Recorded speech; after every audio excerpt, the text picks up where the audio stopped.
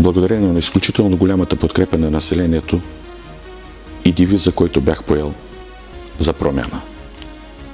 През 4 години на мандата показахме, че града може активно да бъде променен. Ние поставихме началото. Разчитам на подкрепата на населението, за да продължим с промените, за да направим нашия град по-хубав, по-привлекателен, да създадем още по-добра социална програма, да дадем повече доходи на хората, да върнем старата слава на Хисаря и да го направим град, приличащ на най-добрите европейски градове.